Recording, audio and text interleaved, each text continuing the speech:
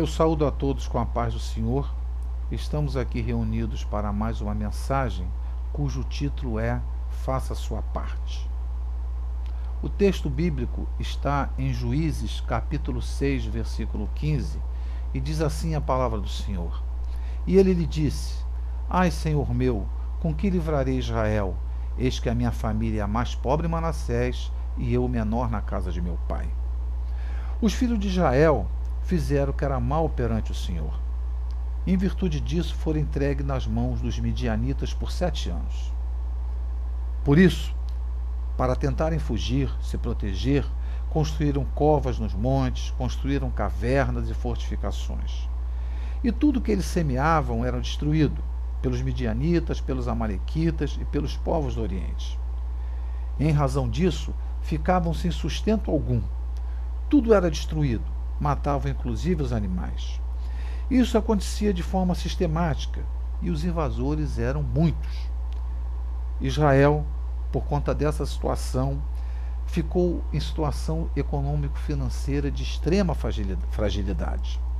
Vendo-se sem saída, o povo de Israel clamou ao Senhor pedindo ajuda. A oração do povo foi ouvida e um anjo do Senhor apareceu dirigindo-se a Gideão, um homem que trabalhava na terra, um homem comum. E esse anjo lhe disse que ele tinha sido escolhido para livrar o povo de Israel das mãos do inimigo e que o Senhor era com ele. Gideão, que se encontrava malhando trigo para escondê-lo dos inimigos, quando ouve a voz do anjo dizendo que o Senhor era com ele, de pronto questiona, falando que não entende se o Senhor é com ele, porque tudo aquilo estava acontecendo. Ele não obtém resposta, simplesmente lhe é dito que ele foi escolhido para livrar Israel das mãos do inimigo. E chegamos ao versículo que lemos. Gideão pondera que ele não tem a menor condição de fazer isso, de executar a missão, usando como argumento a pobreza da família e o fato de ele ser, além disso, o menor de todos. Meus irmãos, eu gostaria de refletir com vocês a respeito de 3 aspectos da personalidade de Gideão. O primeiro é que ele não se julgava preparado para a missão. O segundo é que ele não se via realizando tarefa de tamanha responsabilidade.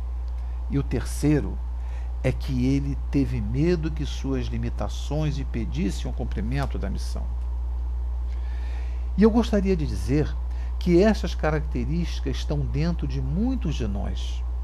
Em algumas delas, em algumas pessoas, apenas uma, em outras, todas. E algumas dessas pessoas tentam lutar contra isso. Outras entendem que não se pode fazer nada e vão convivendo com a situação. O certo é que acabam se tornando pessoas infelizes e vendo a sua vida passar, apreciando a conquista dos outros. E agora, meus irmãos, eu queria analisar cada uma dessas personalidades. Não se julgava preparado para a missão. Muita gente, meus irmãos, acham que a vida é toda certinha, que tudo acontece segundo o roteiro. Primeiro, saber qual é a missão. Depois, estar completamente preparado para a missão. E então, depois disso, assumir a missão. Bom seria que fosse assim, mas na vida real não é o que acontece. As pessoas que pensam dessa forma vivem esperando o momento ideal, a situação ideal para fazer as coisas e vivem perdendo as oportunidades. Sabem por quê? O momento ideal ele não existe. A situação ideal nunca acontecerá. Você e eu nunca estaremos totalmente preparados para assumir qualquer missão. Sempre estaremos precisando aprender alguma coisa. Não assumimos aquele cargo de chefia porque precisamos aprender um pouco mais, ler um pouco mais sobre liderança, sobre gestão de recursos, fazer mais cursos. Aí, vem alguém convidado depois de você, com menor condição que você, já que o convite foi feito primeiro, vai e tira o seu lugar.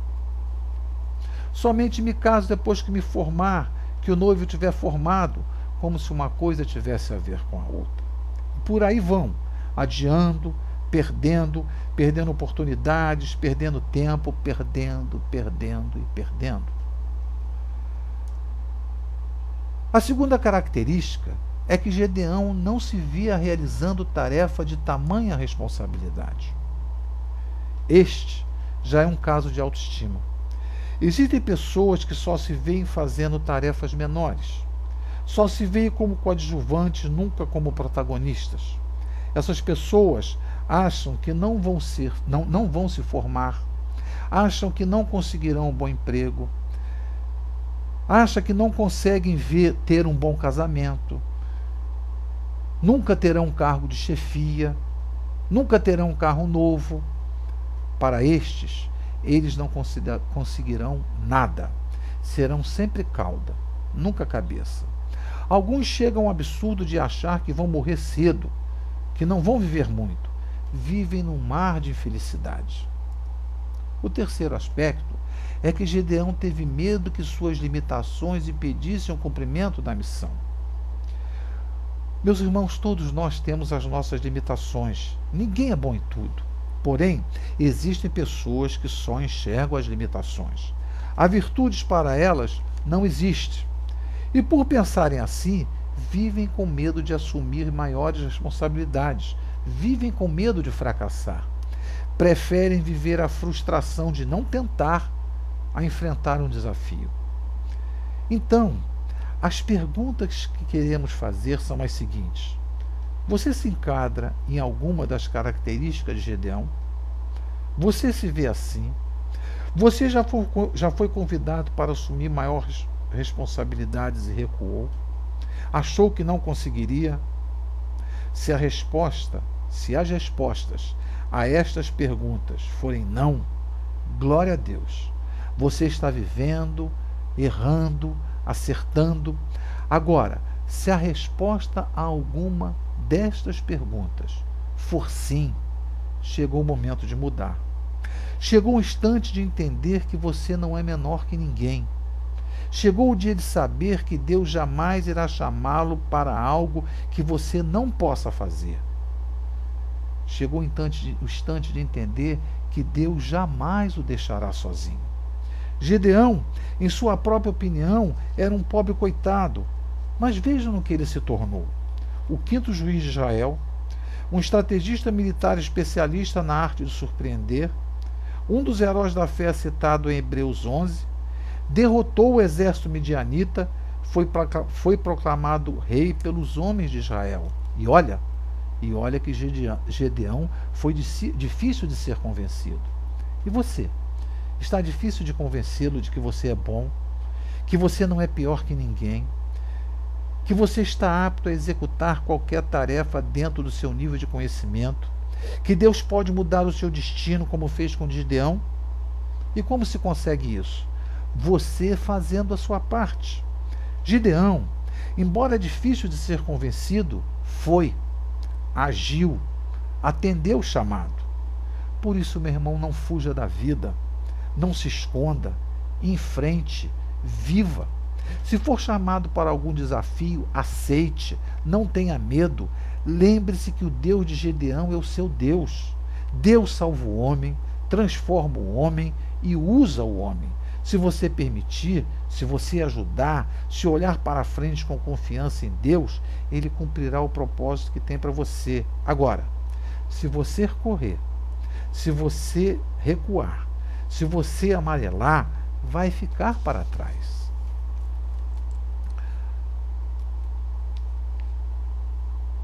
Atendendo o seu chamado, Deus lhe dará mais responsabilidades. Dando mais responsabilidades, lhe acrescentará conhecimento, sabedoria e usará as habilidades que Ele mesmo colocou em você. Ele usará você independentemente das suas limitações e falhas. Finalizando, enfatizando que muitas pessoas vivem fugindo das tarefas que Deus tenta lhes dar porque se julgam sem condições de realizá-las. Olham para o lado e encontram sempre pessoas com melhores atributos. O que acontece na vida é que sempre encontraremos em nossa caminhada gente com mais e menos qualificações do que nós. Então, esta é uma visão equivocada. Pois Deus não nos mede por nossas qualidades, por nossas condições, nem por nossos méritos. Deus quer pessoas que confiem nele. Por isso, pare de ficar olhando para si próprio, arrumando um monte de desculpa e comece a olhar para Deus. Meus irmãos, o ano de 2010 está se findando e estamos começando 2011. Que essa mensagem tenha chegado ao seu coração. Fiquem na paz. Deus os abençoe.